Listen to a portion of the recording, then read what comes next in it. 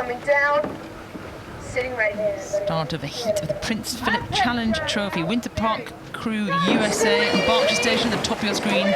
St Catherine's School, Australia on the right of your screen on Buckinghamshire. And this is going to be another showdown, Adam. This is a monster of a race. We've got the US versus the Australian, two school crews here, but this is phenomenal because we've got the winners from last year in St Catherine's School, Australia, up against Winter Park, who have been in the final, been in a few rounds of Henley before. So this is a really great showdown for us to have in this junior women's 8 event.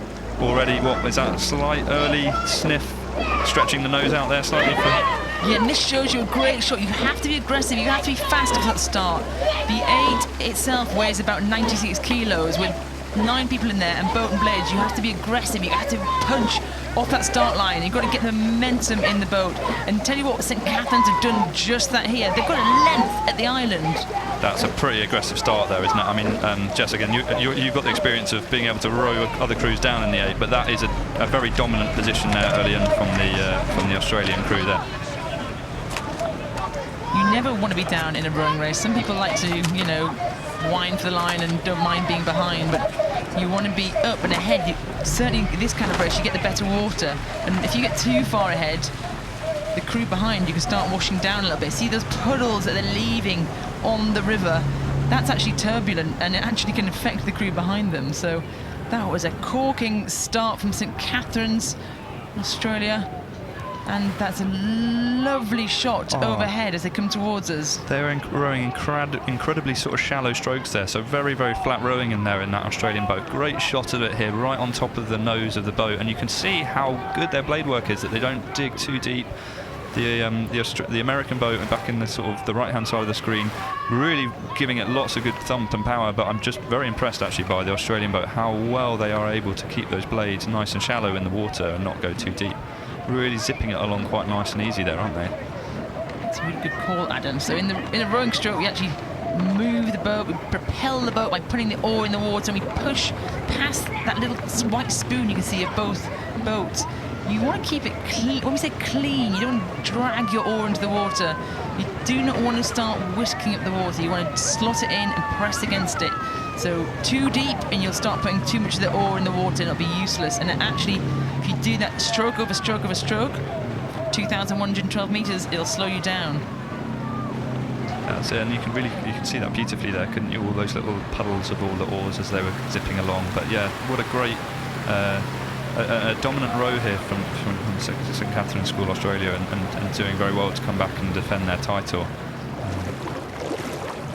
If you're joining us live from Orlando, Florida, Winter Park crew, very early in the morning for you. Your crew is aggressive on that far side. I'm liking what I'm seeing from them, but right now, St Catherine's of Australia just got that slip off the start, and they're starting to dominate through the middle of this race. They're coming through into the last third. They've passed Remnant there, those flags. It's a bit quiet now in this next couple of 100 meters before bang, you meet the enclosures and the roar of the crowd. Yeah, that's right. And they're just saying, people tuning in from the east coast of Orlando and Florida. I mean, these crews representing here, they've done so well representing the town of Winter Park. You know, everyone gets behind crews like this. They've done lots of fundraising to get themselves out here.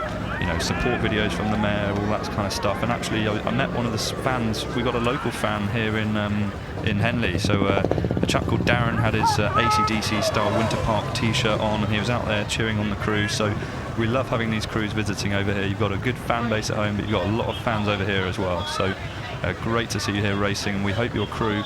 Let's get another gear in there. You can see the wind flapping around on that green flag there, and a bit of steering, isn't there? Yeah, Adam, look at that. The wind's just shot across. You can see the umpire flag on the back of the boat behind them.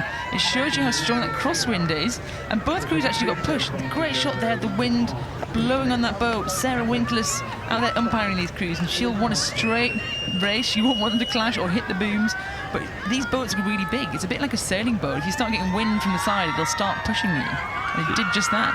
Yeah, and you can see another school coming up here. That's St Catherine's School on the left-hand side, just entering another little patch of wind puffing across the water there.